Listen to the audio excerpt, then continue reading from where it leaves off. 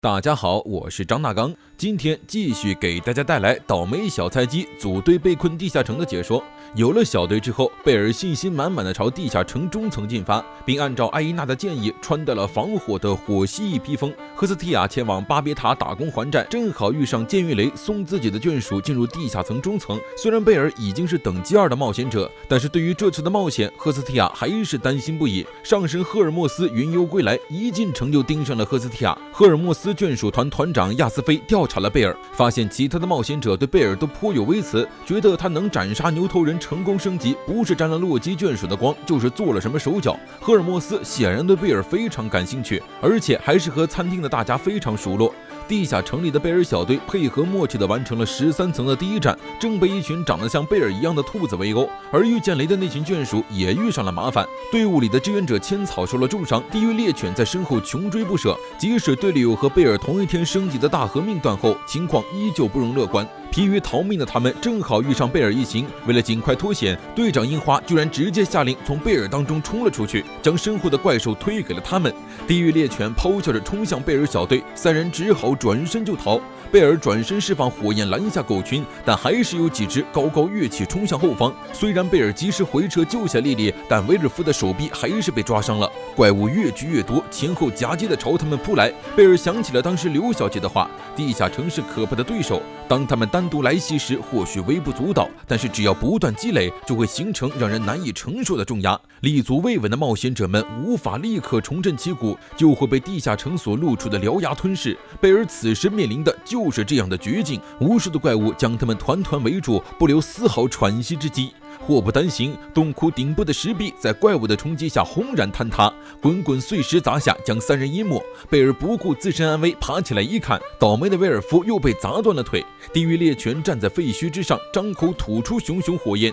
一直没能等到贝尔回来的赫斯提亚心神不宁，冲进工会询问贝尔下落无果，却见到了来谢罪的剑狱雷。剑狱雷将他的眷属把怪物推给贝尔逃生的事告诉了赫斯提亚，也就是说，现在贝尔身处险境，虽然心里对樱花等人的做法不耻，但为了营救贝尔，赫斯提亚愿意化干戈为玉帛，向剑狱雷的眷属寻求帮助，帮他找回贝尔。虽说要组成救援队，但是中层的难度可不是闹着玩的。赫菲斯多斯倒是想帮忙，但是他家的高手都跟着洛基眷属远征了。剑狱雷这边能派出的高手也只有樱花、命以及支援者千草。正在大家一筹莫展之际，赫尔墨斯带着斯菲亚走了进来，表示愿意提供帮助。赫斯提亚坚持要一起去，虽然地下城上神禁止进入，但是他只有亲眼看到贝尔没事才会安心。赫尔墨斯也因为他们的目的跟着一起去。赫菲拜托赫斯提亚在见到他眷属维尔夫之后，交给他一样东西。中层的难度不是闹着玩的，再加上还要保护2个没有神力的上神，于是赫尔墨斯跑去了餐厅，向老板娘借来了曾为冒险者的刘小姐。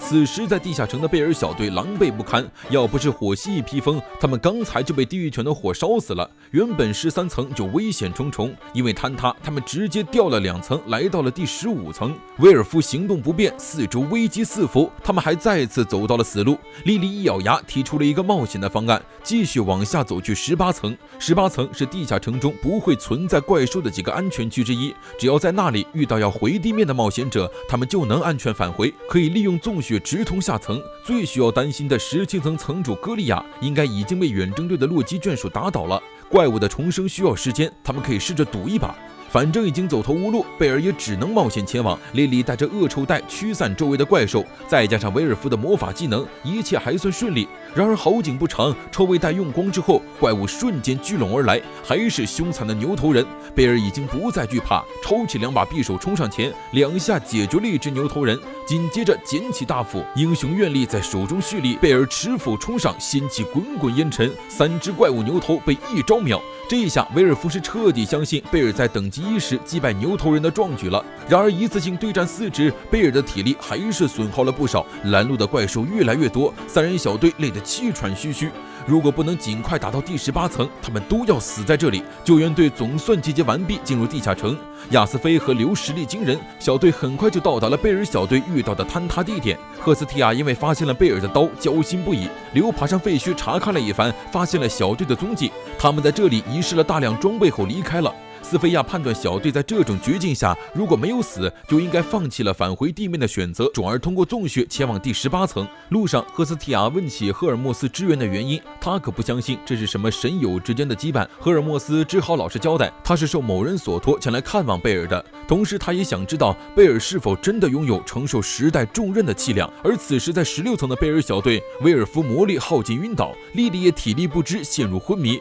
贝尔走投无路，只好收拾好重要物品，拖着2名队友冲进第17层。一路走来步履蹒跚，莉莉体型小还好说，威尔夫比他还壮，夹在胳肢窝里都2脚拖地。17层里空空荡荡，全都在叹息之壁的笼罩下。想起莉莉曾经说过的层主歌利亚已经被洛基眷属打倒，贝尔一咬牙，拖家带口加速朝下一层的出口赶去。然而刚走到一半，叹息之壁轰然碎裂，巨人歌利亚重生破墙而出，贝尔仓皇躲避着飞溅的巨石。面对着咆哮的歌利亚，贝尔强迫自己跑起来，不然他们都会死在这里。在主角光环的庇护之下，贝尔在被巨拳砸中的前1秒，带着队友冲进了下一层入口。贝尔迷迷糊糊摔到了铺满阳光的草地上，眼前出现了一个人影，他用尽最后的力气请求对方救救自己的同伴，便彻底力竭，陷入了昏迷。等到贝尔再次醒来，他已经身处洛基眷属的营地之中，身边还有艾斯女神精心呵护。贝尔运气够好，洛基眷属远征归来，正好在18层停留休整。